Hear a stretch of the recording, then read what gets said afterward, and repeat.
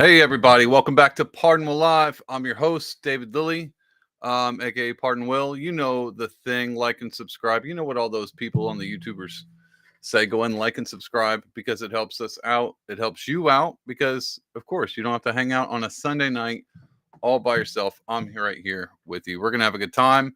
It's been one heck of a week. We're going to go over that. And when I say one heck of a week, guys, and I say this every time, the vice president debate, which is, I mean, that thing is not even in the news cycle anymore. That happened this week. That didn't even happen like last week at this time. That happened last Tuesday and all the stuff in between. It's been wild. And I said it's going to get wild. It's of course it's going to. We had like a dull week in between there at one point in time where no one tried to shoot Trump, which was weird. We're all like, wow, seems kind of quiet on the home front. But of course, things are always going to pick up as they do. We have some unfortunate events. The hurricane, we're going to talk about that. The next one coming up, we're going to talk about that, guys. We're going to talk about all your favorite stuff. But if you like this podcast, you want to support it, you can always go to pardonwell.com. You can buy merch. I'm not even going to pull it up because you guys know the drill. You can buy merch, you can buy art, you can buy all that good stuff. And then we're going to go ahead and get started. So the first thing I want to start off is the presidential debate. Now, I know everybody has their favorite podcaster, which obviously I have my favorite. I'm not even included in that. It's a shame, but I understand. Everybody's already talked about the VP debate. Old news. It might as well have happened a month ago. It might as well have happened at the same time Trump debated Kamala. Because that was like 6 months ago. Nope, that was like 2 weeks ago. This stuff is flying at you fast. And that VP debate happened anyway. My thoughts, because you've heard everybody else's, I think JD Vance won that one fairly easy, but not because I think he, rock'em sock'em roboted old Tim Walsey there. I think it's just because he's just really good at debate. It felt like a normal debate, a presidential debate. I think he won that because of just the fact that I think Tim Walz was planning on JD going ham the way Trump does. And he didn't. Old our boy Vance kept it close to the chest. Very cordial, very kind. One of the things that he said, and I thought that was pretty interesting, is when Walz talked about his kids seeing a shooting, and JD Vance was like, "Hey, good God, like I'm really sorry to hear that." It's just we don't hear that stuff anymore from anywhere. Anywhere we just don't hear it. And we may see it on Twitter or online every once in a while. People being like, "Hey, this stinks," and I know we fight politically, but you just don't see that very often. And I actually know people that were kind of not upset at that particular moment, but would have liked to see JD pull out the big guns because, I mean, no pun intended, that was ill-timed. Or was it? Did I write that one down, that joke? I know a lot of people were waiting for JD Vance just to Hulk out, but he never did. And the other big controversy thing is he kind of really restated the Trumpian point on abortion. And that's a big thing because, and this is what we always have been noticing over the past few weeks, Trump's got a whole bunch of stuff and policies and ideas and plans. And the Democrats don't seem to have a whole lot other than Trump is bad. Orange man bad. Can't vote for him. Dictator day one, that kind of thing. But there's really 3 pivots on this. And I think they really hung out on that in the debate. The 3 pivots the lefties have. And I think their main one is the abortion thing. Now, we've talked about it at length.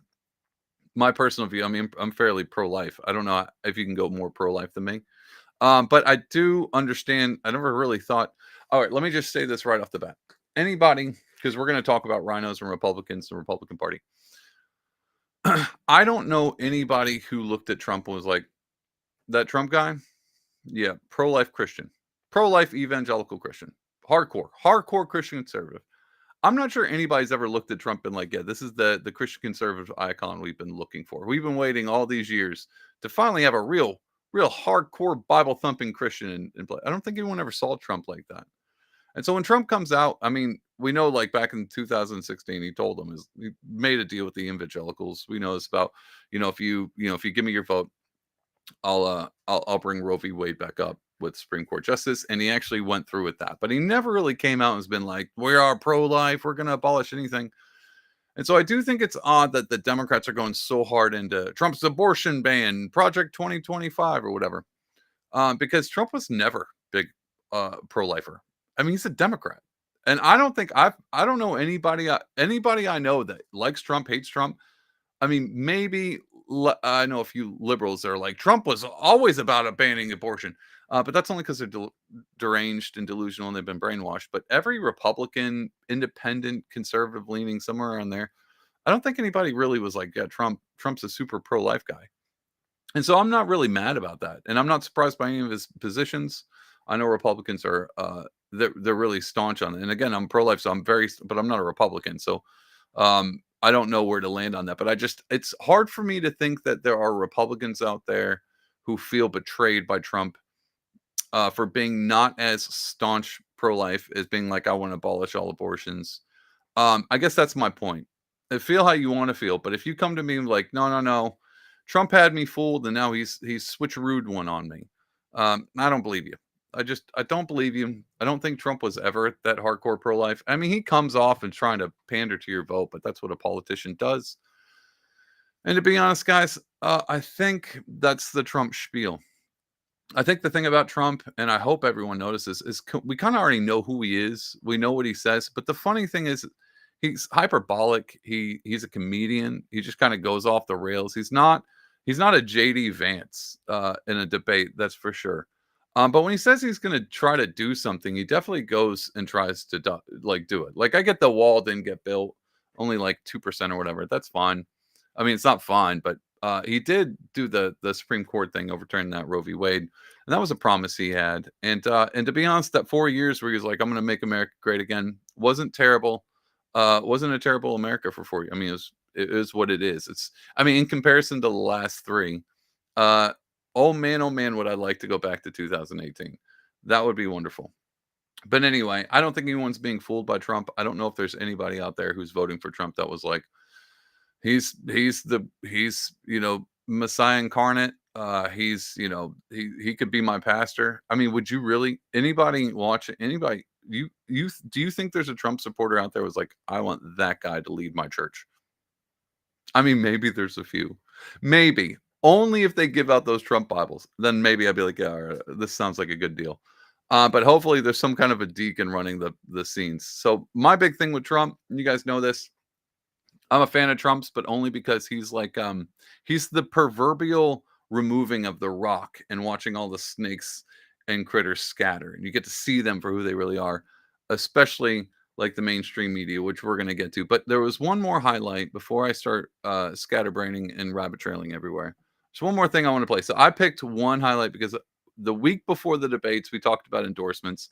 So I thought I would just bring up just a little tidbit about endorsements. And we're gonna watch this out. This is one of my favorite. When I was watching the debate live and this came up, I was like, "This is this is great." I absolutely loved it. And it's not who you think it is. It's not our boy Vance.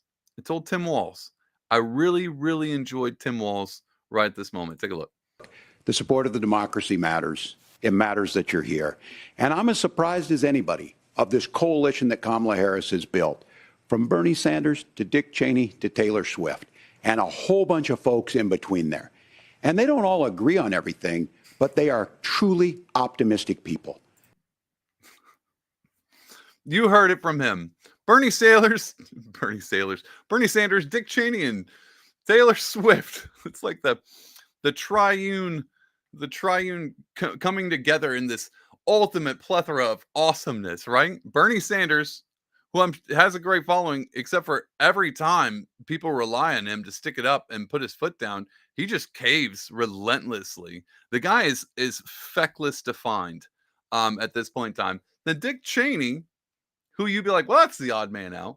And I'm going to explain this. This is why I think the Democrats love it. Dick Cheney, who's just got his finger set on a button just to blow somebody up. He's like, I didn't get enough back when I was in. Let me do something. So obviously Dick Cheney is wiling out for Kamala. Not just Dick Cheney, his whole family. We're going to watch that in a minute. And old Tay-Tay.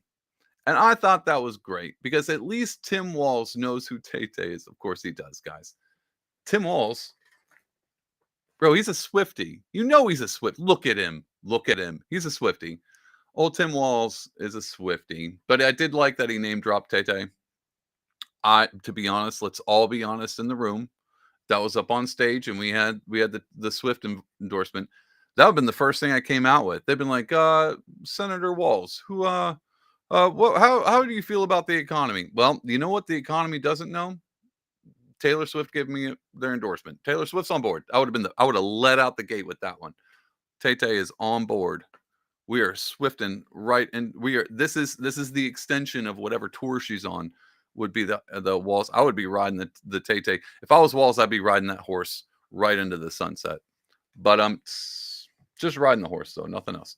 Anyway, there's a little Tim Walsh joke for you.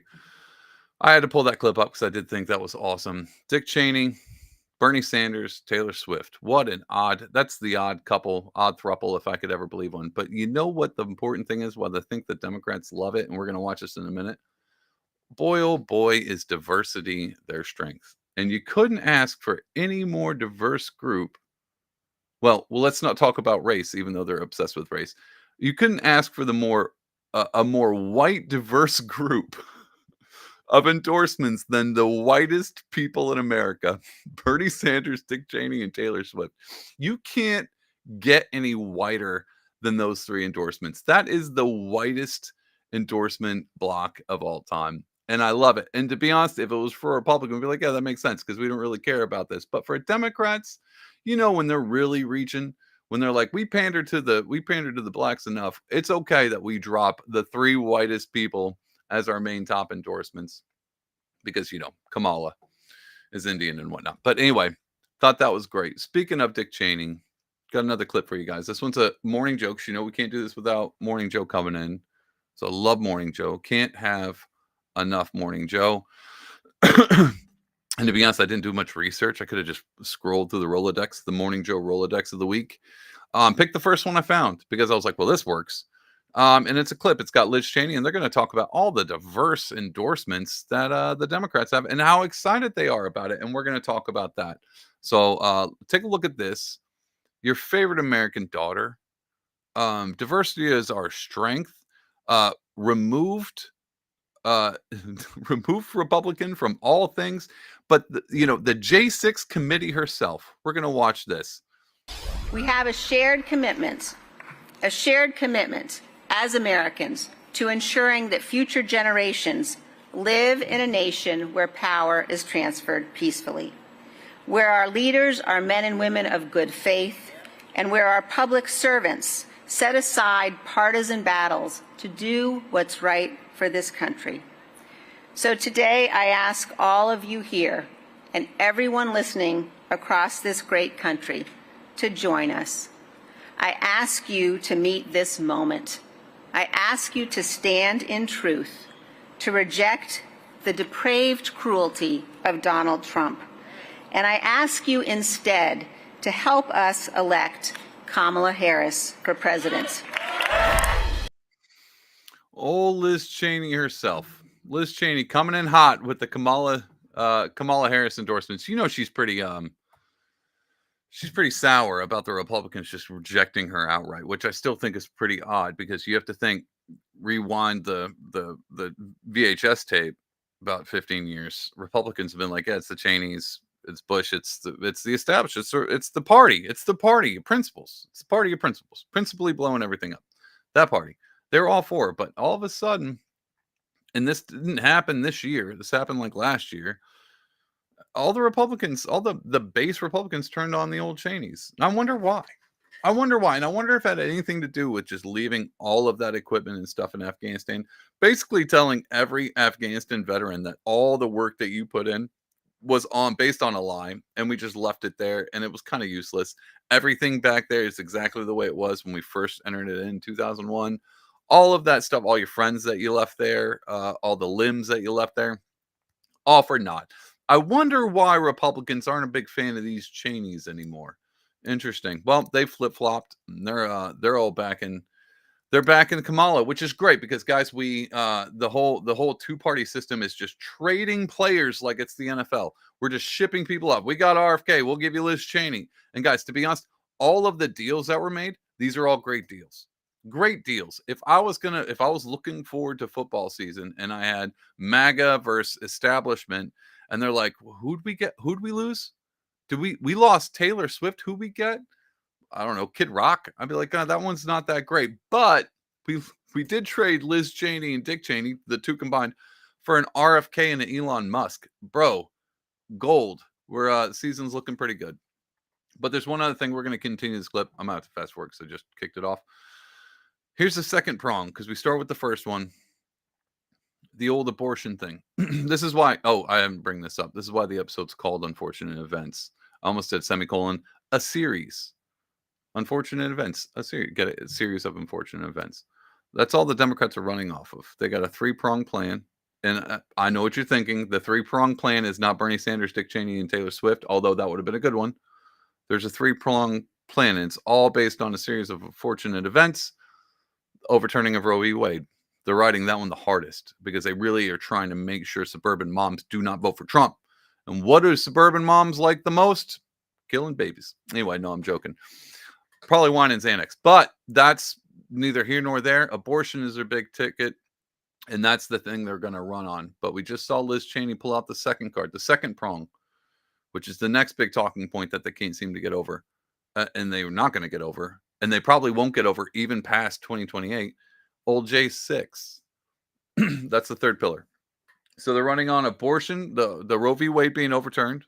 They've got a plan for that, by the way. They're going to solve that unfortunate event by packing the courts, which everyone kept saying they were going to do if they wanted to get in.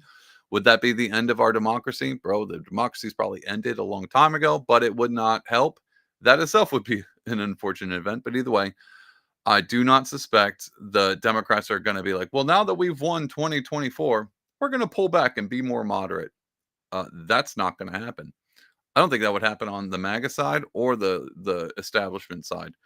This is, anyway, I'm getting ahead of myself.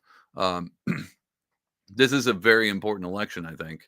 And I can say that pretty profoundly and back it up with a good argument. But either way, that's the second pillar, J6. And we're going to talk about that because they're going to talk about that and they're never going to shut up about that. But let's continue on with these endorsements. I'm going to have to fast forward. We have a shared commitment. Everyone Trump. And I ask you instead to help us elect Kamala Harris for president. It's remarkable. Absolutely remarkable. I ask you to meet this moment. It's so funny. You'll have, I'm sure, people on. All right, guys. I know you guys hate when I stop and interrupt, but I love doing it. And I don't know if it's the juxtaposition of my camera and my setting versus his, but I get like the tan. I need a tan. Like I'm for coming right out of summer. I'm whiter. I'm about as white as Dick Cheney. If Dick Cheney has been dead for a few years, that's how white I am. But does he not look plastic? Is that a makeup thing? I think that might just be a makeup thing, but it's hard for me to take anybody this serious. You know what he looks like? You ever seen the Santa Claus? Was it the third one where he duplicates himself with toy Santas and they're all plastic? Tim Allen, he's all plastic. That's what this guy, old Joey Scarborough, looks like. Does he not look like that? I might just be wrong. I might be totally wrong. I'm going to open up chat too. We got people in chat. Before I go further, we got Michael Giuliano coming in hot with HARP only hits red states. That's totally true. We'll talk about that in a minute. He also says buy merch. You guys absolutely know that. Thank you, Michael. Yeah. This looks crazy. He just looks funny. Anyway, let's continue. He's going to go into endorsements and we're going to keep talking about this because this is their game plan. Their game plan is the diversity being their strength. So listen to this cavalcade of diversity.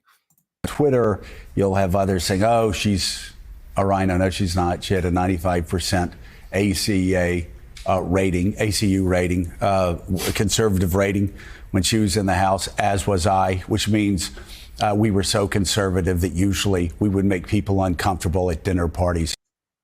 Him being conservative was not what made people uncomfortable at dinner parties. It's the fact he looks like Tim Allen in Santa Claus 3. That's why he's uncomfortable. Either way, he's talking about the ACA ratings. Do you know what the ACA rating is? Oh, you don't? Well, everyone watching Morning Joe doesn't either. And he's not even going to explain it. He's just basically going to tell you that Republicans think Liz Cheney's a rhino, is what he just said.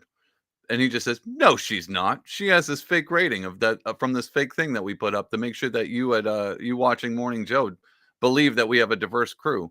When we bring up all these random Republicans no one's heard of to tell you how much you should vote for Kamala. Sure, I totally believe it. But the fact that he's like, we're more conservative, we make liberals feel uncomfortable at a dinner party. Really? You mean when you agree with them on everything?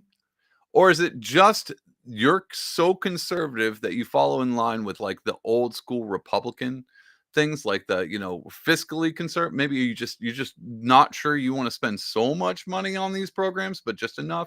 Or are you the kind of conservative that's like a hardcore old school Republican who would be like, no, we're going to let the Democrats move as far left as they possibly can, but we are going to try to filibuster things once in a while and make sure they slow down because we love progress. We just don't like getting there so quickly. That kind of Republican conservative? Is that what he's talking about? Either way, let's continue because I want to rant about this thing. If they weren't all Republicans. This is not the mushy middle. Dick Cheney, former Republican vice president, not the mushy middle.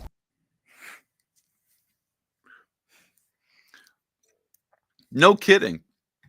All right. So what did he think people thought? Well, okay, let's take a minute. Maybe you can tell me in chat.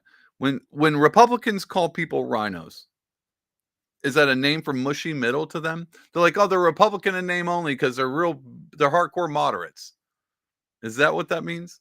Or is it Republican in name only because they just seem like the worst? Take all the worst parts about being Republican and they just expound on that part. Like that's the thing they love the most. Either way, Dick Cheney's not, I don't know if you guys know this, but while he's just launching missiles into the Middle East, Dick Cheney with that smile and shooting his lawyer friend in the back in hunting camps, he's not very mushy. He's not very mushy. Anyway, let's continue. Right? You can't call Dick Cheney a rhino either. Vice President Mike Pence, also a vice president, not voting for Donald Trump either. Guys, I don't know if you know this, but a vice president, the guy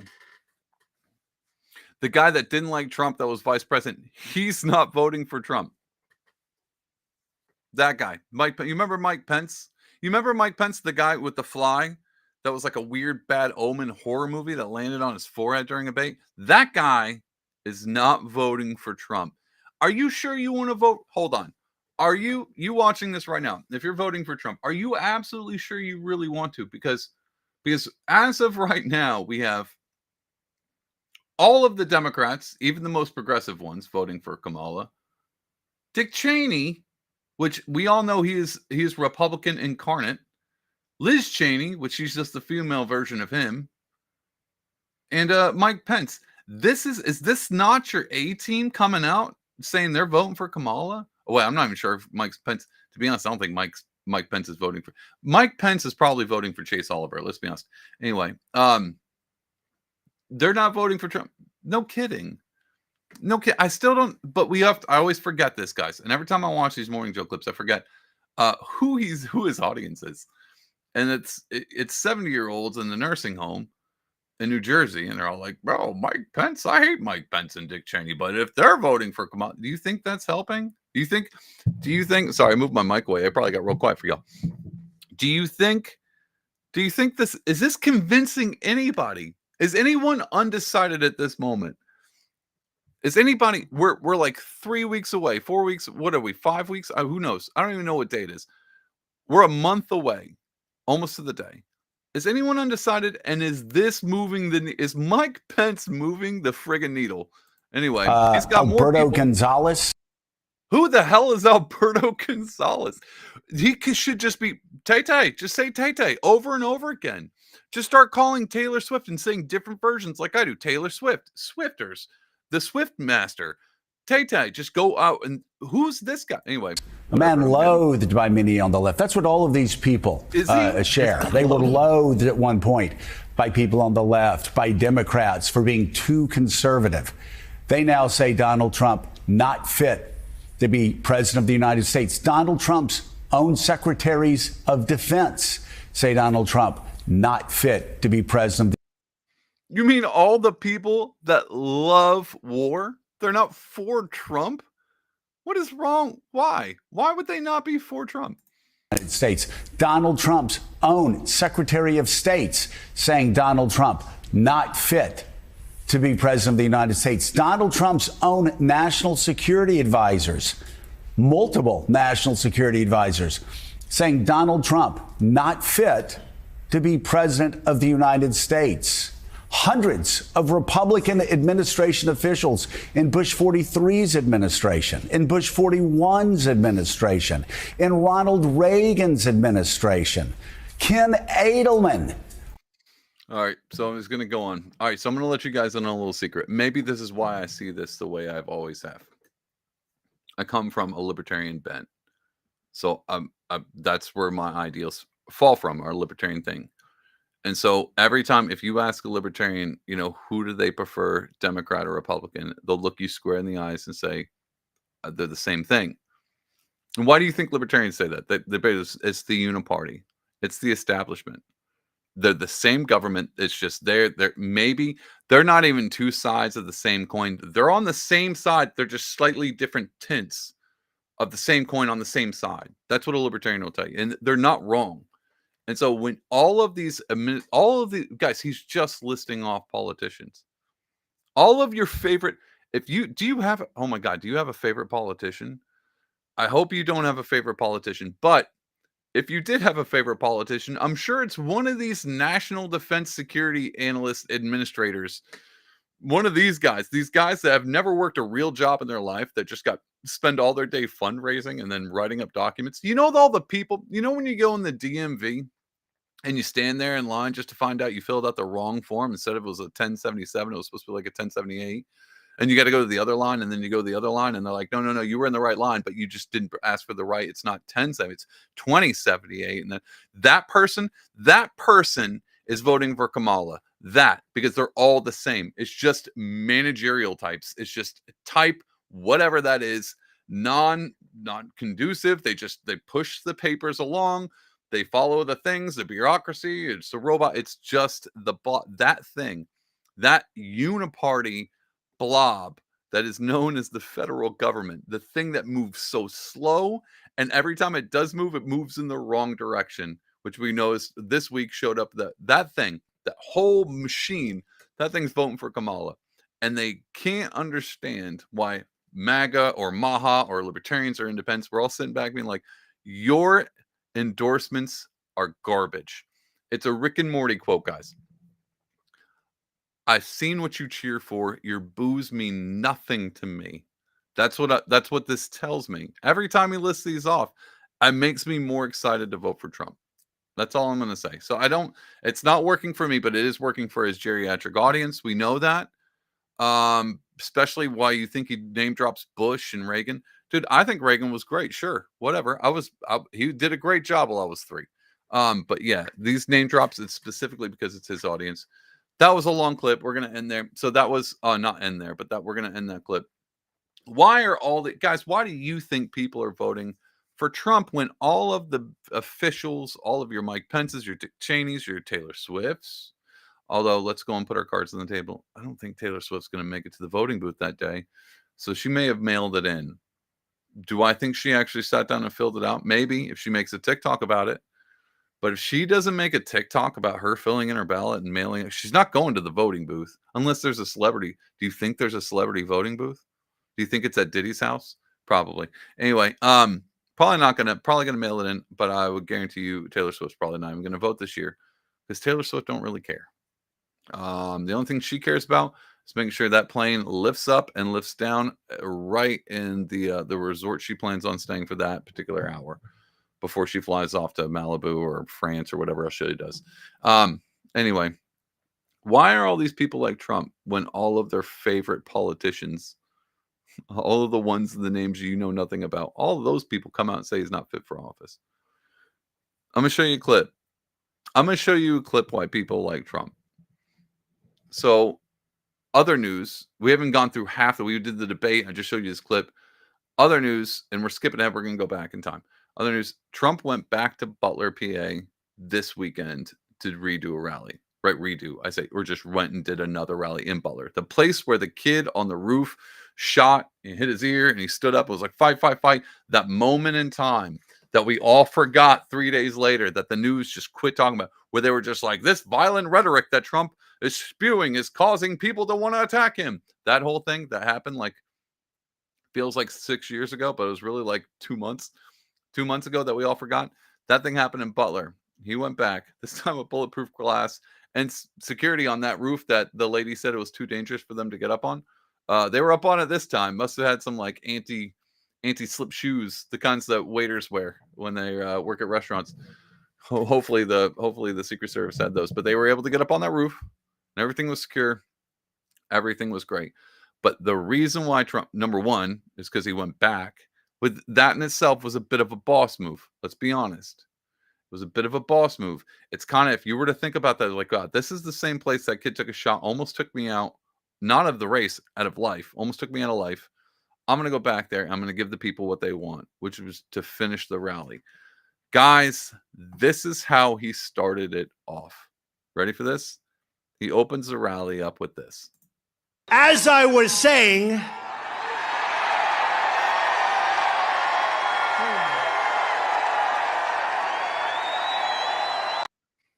guys, he opens the rally with that and shows the chart that he was looking at when the kid shot his ear. Like, how? All right, and you're like, well, that's just careless. What about his policies? Do we know all of his policies? And it's not Project 2025. It's just Agenda 47. And all of his policies, let's be honest, his policies are fairly mediocre. And so I'm not even worried about that. Like, his policies aren't that. I mean, the drill baby drill is pretty vague, but we kind of understand what that is. And the deportation, mass deportations. But even then, he's like, if they're smart and they're cool, I'll give them a green card. It's not like it's the hardcore, crazy regime dictator that you think it is.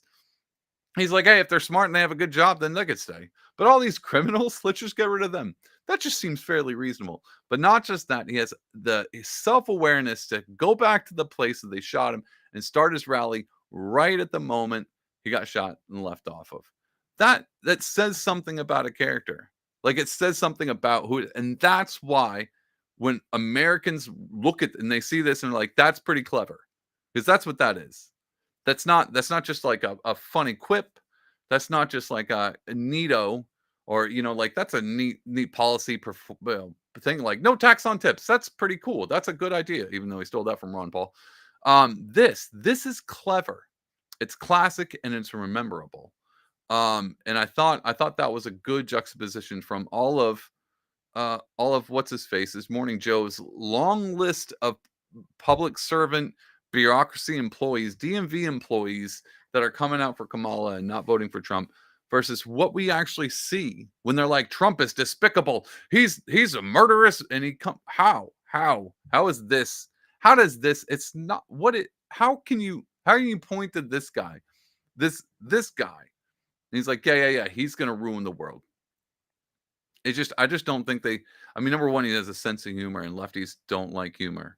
The only reason they don't like humor is they don't have a sense of humor, because sense of humor is intrinsically tied to common sense. I'm not going to go into that rant, but that's why lefties can't meme. It's because they have no sense of humor, and it's because in the long run they have no common sense. Either way, Trump started his rally off like that, and I was like, that's genius. That's genius, because it doesn't have to say a lot, but it says enough to where what he thinks is important. What he thinks is important. And just for fun, if you're like, well, David, he's a blowhard, and he's a narcissist, and he's evil, and he's a felon, blah, blah, blah. I don't think you're speaking to the American people. Every lefty is doing the same thing Morning Joe's doing. They're touting off things that they don't really care. Do you think Morning Joe cares about Liz Cheney? Guys, if Liz Cheney came out, this is the difference. If Liz Cheney came out and was like, never mind, I'm actually gonna vote for Donald Trump, do you think Morning Joe would be like, oh, bummer? Legit. Do you think Morning Joe was like, well, we had that Liz Cheney, that was a good endorsement? Do you think Joe Scarborough cares? He doesn't care. And you can see that. Now, flip on this. If you asked me, David, if RFK was to be like, never mind, I'm voting for Kamala, would you care? I would absolutely care. I'm not an RFK fan, but I like the certain things he stands for. I like a healthy America. I'm not a fan of big pharma. I'm not a fan of whatever this machine thing is that's sickening people. I don't like that. So if RFK was all of a sudden be like, well, they showed me a picture of my uncle and I'm going to vote for Kamala, then I would be very disheartened because I believed him for a split second. Do you think anybody believes Liz Cheney? Do you think anyone looks at Liz Cheney and goes, yeah, she actually really loves Kamala for some weird reason, other than the fact that when she looks at Kamala, all she sees is missiles dropping on sand. That's the only thing I can think of that Liz Cheney might enjoy. It's the sheer sound of children and brown people screaming in a foreign country just puts her to sleep like a baby at night. Anyway, I know I rant about that war thing, but that's just the easiest one to point to. Let's ignore the fact that all of these people, Dick Cheney, Liz Cheney, Bernie Sanders, they're all insufferable. We're almost to the point where, like, if I have to listen to 3 minutes of them talk, that was 3 minutes too much. Anyway, I thought we would be fair. We would be fair and be like, well, David, you know who else is charismatic? Oh, Joey Biden. And I agree. When he put that MAGA hat on, that was pretty clever. Finally, it felt like he was having a personality. He wasn't just calling people fat and stumbling off stage. He seemed very charismatic. I did have a fun clip since we're not doing a ton of jokes tonight. I thought we'd play a fun clip and we check in on old Joey Biden because I don't know if you've noticed. Everyone keeps asking who's running the country. Well, he is wherever he is. That's no one knows. No one quite knows. No one actually knows where Joey Biden is, but he did pop up here recently. And I thought we'd play a little bit of this clip, see how he's doing. So I want to thank you all for being here. And now, who am I introducing next? Who's next?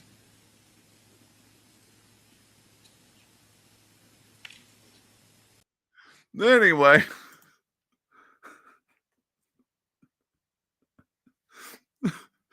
That reminds me of like when you're at Thanksgiving, since Thanksgiving's around the corner. And you're like, we're going to go around the room and say grace. You got to tell me what you're thankful for. Jimmy, what are you thankful for this year? And, Jimmy's like, I'm thankful for all my family. He's like, everyone's already said that. Moving on. Kyle, what are you thankful for? He's like, well, it's like, all right, who's next?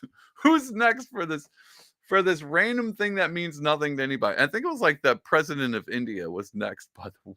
You don't care. And now we finally get the Joe Biden we've always wanted. Look, it's fine to be old and senile, right?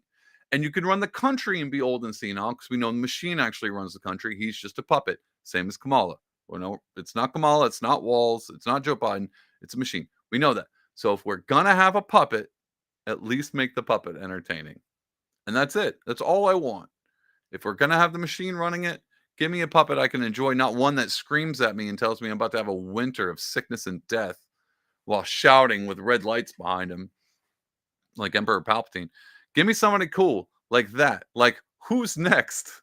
And a guy who'll put on the opposing candidate's hat and then tell people at a Michigan union not to eat cats and dogs. That's good. Where has this guy been? Is this the cogent person Morning Joe has been telling us about? He's just been hiding in the corner, cowering, afraid that they're going to JFK him too. He's lucky he got out that easy. I bet you he went into that Trump debate and he's like, you know what? They put me on all these uppers, but if I stumble through this, they might let me go.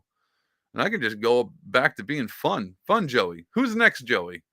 That would be it. Maybe that's what happened. Highly doubt it. I don't think they gave him uppers. I actually think they gave him downers. And he's like, I'm supposed to have some pep in my step, and I can't think straight on this debate. Because they were already planning on getting rid of him. Hate to tell you this, guys. He wasn't in charge. Neither was Jill. I don't know who is. Fill in the blank. Doesn't matter because someone is, and it ain't you or me. Either way, that was a clip. All right, so that was just... we haven't even talked about the big news. We're already 40 minutes in. This is how crazy it's gotten, and I'm hoping not every week will be like this. But here's what we got. We got a pretty slow Monday. Tuesday, VP debate. That was fun. Memes galore, which is all really debates are for, is for the memes. Oh, this is the other thing I was going to say. I think, and everyone kept talking about the debate. I'm hanging on the debates for too long. We've already heard all this like a year ago. Really just 4 days ago, but it feels like a year ago. I know debates are antiquated because they're on CNN, ABC, and no one watches these anymore. We're all watching on the internet. Oh, and I'm about to tell you why we know we're all watching it on the internet.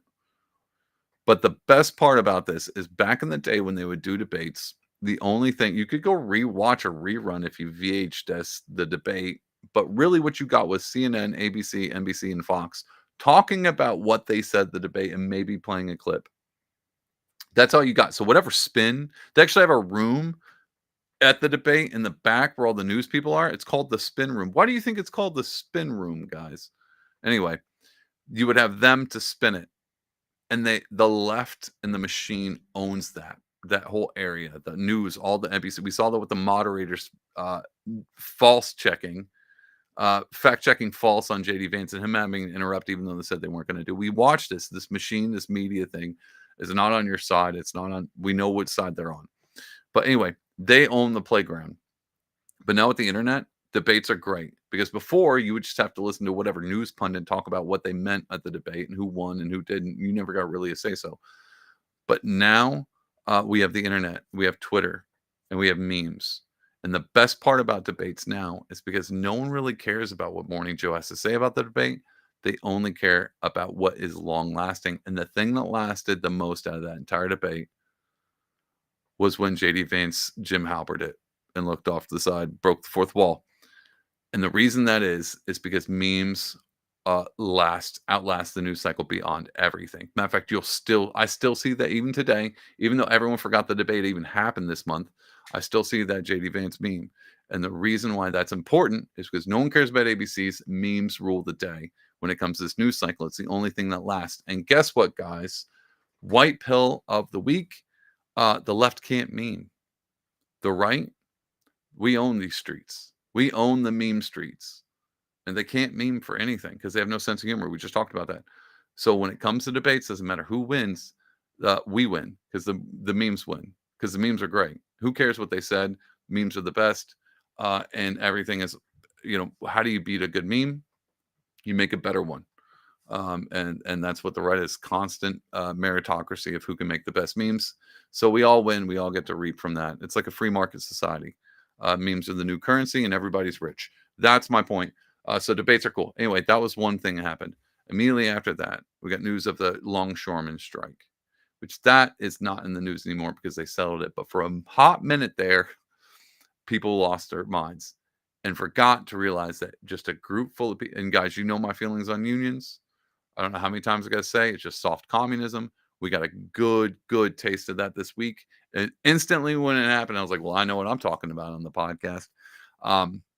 Not a union guy. I have some friends in unions. Don't think they're necessary, think they're antiquated, and think they're dumb, and they breed complacency. I don't know how many times I don't want to make fun of people in unions because I think there are hard workers in unions. Unions are not for me. I got a fly flying around in my face. Anyway, not a fan of unions. Oh my God, I almost had a Mike Pence moment. Can you imagine that? I could. That would have been memeable. You guys could have clipped that, made something out of it. Dang, almost lost your chance. Anyway. Longshoreman thing, that got solved, but for a minute there, we were all about to be starving through the winter. Don't know if you know this, that would have affected us big time. That would have made its own news line for a month had this been March of 2013. That would have been like the big news of the summer. Oh my God, you guys remember when the longshoreman was struck? We almost had this whole... Nope, not just that. We got World War III, Hezbollah and Iran's people bombing people over in the Middle East. That thing's looking crazy. They're doing it right now. It's just nonstop happening. Bombs going off over there. Longshoremen failing. And then we have a hurricane that came out of nowhere, went from a 1 to a 4, decimated not who you think they decimate. It came through as like, oh, Florida's done, right? Nope.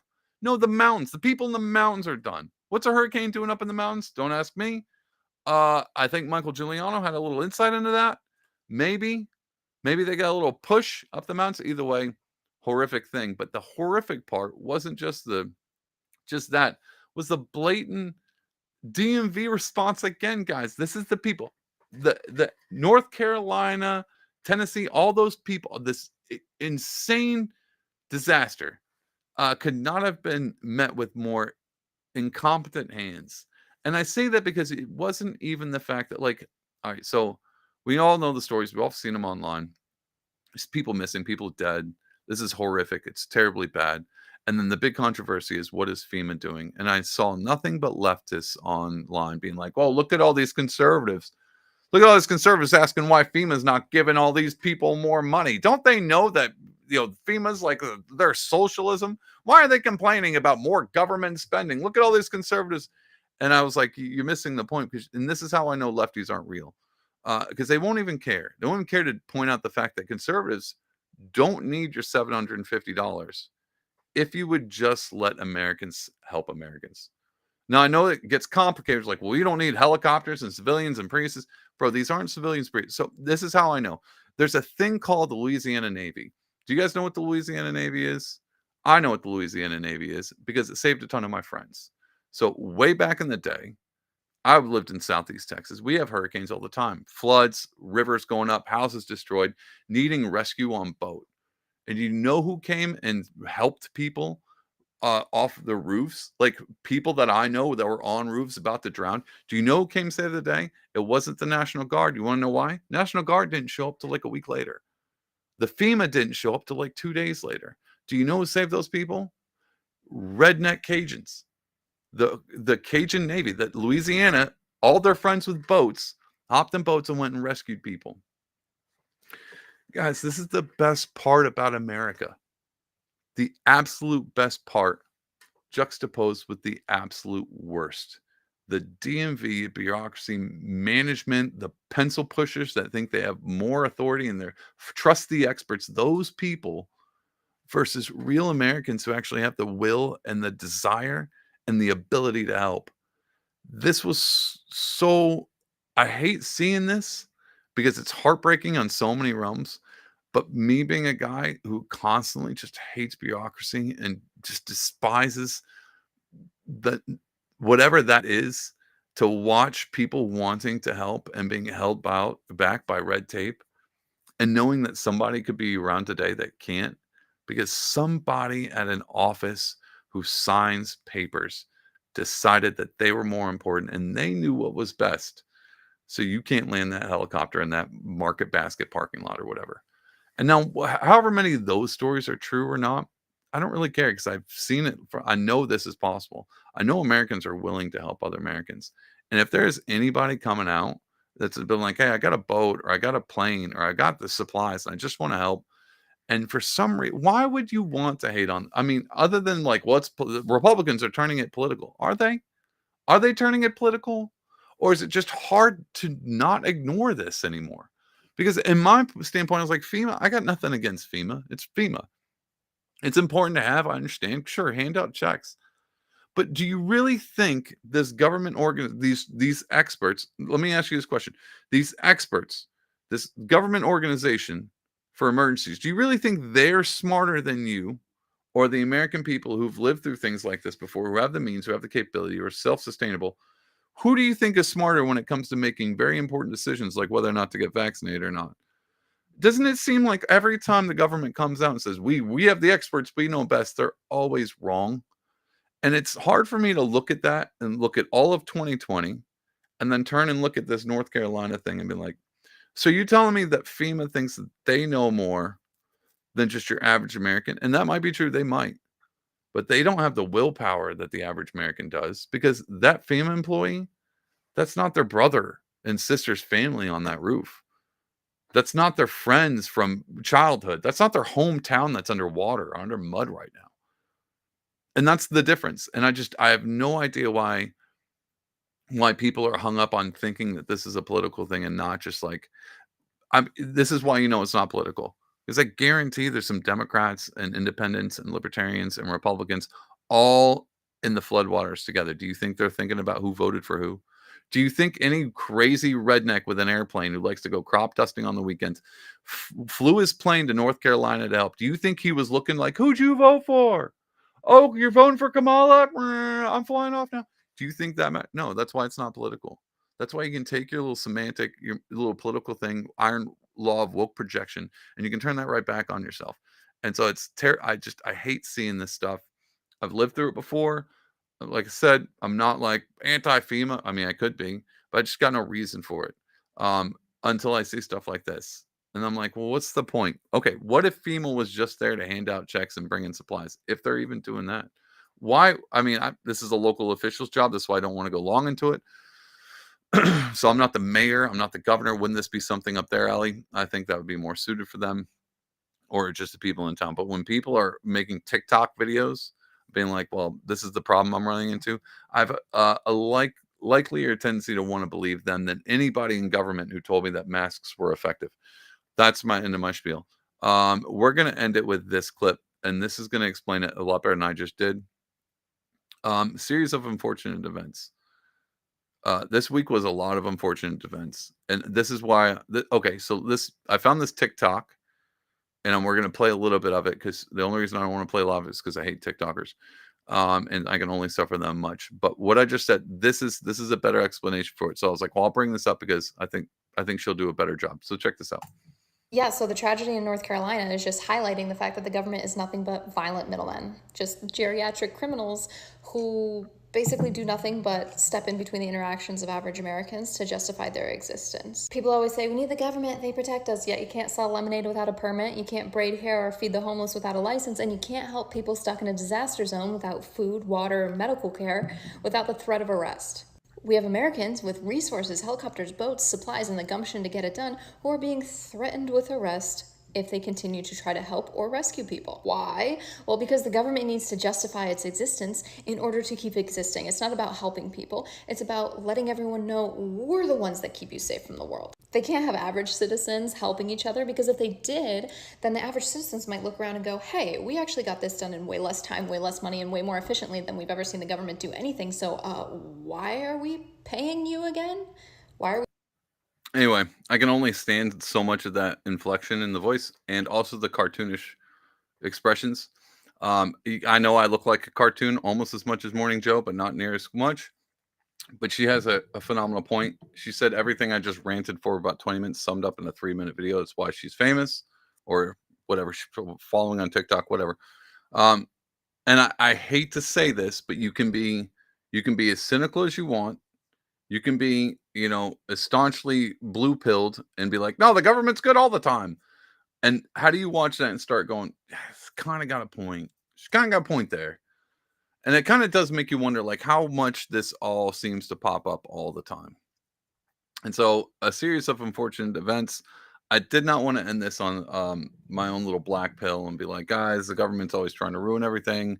You can't trust the government. But to be honest, I think it's always worth saying that maybe people are coming to save you, and maybe people are stopping it. But if you know no one's coming to save you, maybe you'll have a better hand in making decisions for yourself. So next time the government tries to tell you to do something, and you remember 2020 and you remember 2022 and you remember that, the hurricane in North Carolina, and all these things start to flash in the back of your head, and you're like, maybe I should learn to make decisions not solely based on the experts. Maybe I should do some research. Maybe I should really think about these things critically before just falling in line of whatever someone says that's in a bureaucracy because they read some kind of a pamphlet or whatever. Anyway, you guys know I hate black pills, so I will not end this on this black pill. The white pill. If you're well-rounded and you have a decent foundation of faith, of community, of family, if you're not insufferable and people don't mind being around you, you will be fine. You'll be fine. There's your white pill. It doesn't take much to get by in this world. Not when you're surrounded by Americans who want to help other Americans. Not especially when you have Morning Joe, Scarboroughs, and all your politicians being like, look at all them Republicans. They hate you because of your color, your skin. That's not real. It's not true. And you know that. I know that. That's not the reality we live in. You also know that there's plenty of Democrats out there. They're like, I like not going to war, and I thought we were all about free speech, but these drag shows for kids, it seems kind of weird. Those Democrats, those ones that are probably voting for Trump, that's your next door neighbor as well. And even though they may have voted for Hillary in 2016, and you think that's you can't repent from that particular kind of sin, you can, and those are real Americans as well. So the best part about being American is you're surrounded by Americans just like you. And as long as you are somewhat self-sufficient and you're not insufferable, even if you can't make it on your own, maybe you're not self-sufficient, Just don't be insufferable. Be kind. Have a bit of a sense of humor, and you'll be fine. Your neighbors will look out for you because they care about you, because that's ingrainedly in American. When your town floods, you'll have rednecks with boats. You'll have Appalachian hillbillies with helicopters trying to get to you. The only thing you got to worry about is whether or not FEMA's going to try to arrest them in that process. Anyway, that's your white pill. No one's coming to save you, but maybe a ton of people are coming to save you. And you never know who that will be. And so think about the next time you drive by that Harris Walls sign in your neighbor's yard. You're like, God, how? And don't be insufferable. Laugh at them, but don't flip them off. Don't steal their sign. That's what they do. And so that's what they do. They kick Trump signs all the time, and we let that go because why? Because we're not insufferable, and we can take a joke, and maybe we'll hook the next sign up to a car battery, just for fun. Anyway, love you guys. Hope you have a fantastic week, guys. I hope we got another hurricane coming. It's hard doing these shows when it's nothing but nonstop big news, because I forgot to, we didn't even talk about the most important thing. I've got 3 minutes left. All right, I'm going to spill this one really quick. Most important thing that happened all week, and I just glossed right over it. Joker 2 came out and it absolutely sucked. Do I know for sure? Yes. Did I see it? No. So fact check me false. If ABC was here, they'd be like, fact check, David. You did not actually see the movie. They would be right, but I'm still right about it sucking because it got spoiled all over Twitter. Guess what, guys? And I thought, here's the thing. I heard a rumor that the whole thing was a musical. So I was already like, well, I'm definitely not seeing this. If it's a friggin' musical, I can't handle that. The last musical I can handle was Charlie and the Chocolate Factory. And I'm not even talking about the remake. That's how much I hate musicals. I even hate when series like The Scrubs has a musical episode. Fast forward through that one, hit me next season. Miss me with that. I freaking hate musicals. I'm just an unhappy person, apparently. I don't like things that are whimsical. Either way, thought it was a musical, was like, I'm not going to see that. And then I found out it was just absolutely awful, and they ruined the Joker. And I loved the Joker 1. Saw it one time, that was plenty, because it was psychologically damaging, but loved the movie nevertheless. It's sad to always see great works of art just get shot in the face, shot in the knee, I don't know, raped in jail, on their way out, when you knew it could have been a masterpiece. Someone could have easily, easy would have been to write a Joker 2 story that would have been entertaining. You could have done it right now. You could, I'm not even talking, you could have chat GBT'd it. You could sit down and be like, here, I need a Joker story. What if the Joker, I don't know, let's come up with something, teams up with the Riddler or the Penguin, or teams up with, I don't know, Two-Face. What if the Joker, here's a cool thing. What if the Joker tries to blow up the city again? Boom, done. Better storyline than what just came out, apparently. Don't go see it. Make sure Hollywood knows that when they write bad stuff, it's not worthy of your attention. And continue on. Oh, also, side note, I've been trying to catch up on old Agatha, because I was like, what if there's a cool turn and I don't want to miss it? Nope. Still the same thing. Look, it is kind of fun if you're a chick and you like Hocus Pocus and you might be fond of other chicks. It's very much that. It's wine mom entertainment. It's exactly what you think it is, even all the way up into episode 4. Haven't made it through episode 4 yet. It's hard to stomach. So I'm not even sure if I'm going to finish it. It's not going to take a turn, dude. It's nothing but dumb jokes. It's nothing but Sex in the City jokes. It's god awful. Either way, sorry I spoiled that in Joker 2. Side note though, Penguin on the other hand, dude, coming in to save the day. Screw Joker. That whole thing's done. Joker's out. Penguin's in. He's the new villain of all time. That show, what's that on? HBO Max? Netflix? I think it's HBO. I don't know. Either way, the Penguin. Go take a watch of that. It's basically the Sopranos in Gotham. No joke. You're like, well, that seems like an exaggeration. Nope. If you like the Sopranos, watch the Penguin. It's Sopranos in Gotham. Hey, how do you beat that? You don't. Bada bing. You don't. Anyway, hope you guys have a fantastic week. Hope if you're in the line, you're in Florida, you're in the line of this hurricane, be praying for you guys. Don't want HARP to really mess y'all up, changing the weather and whatnot. And hopefully you guys stay safe. Again, your best ally is your neighbor, most likely. And so everybody be white pill. Don't let that black pill get you. And we'll get through this election year hunky dory. Remember, every time a Democrat says we're never going to get to the end, they also, again, they thought that if you didn't get vaccinated, you'd be dead by now. Lo and behold, we still alive and kicking, and no blood clots here. Anyway, love you guys. Hope you have a fantastic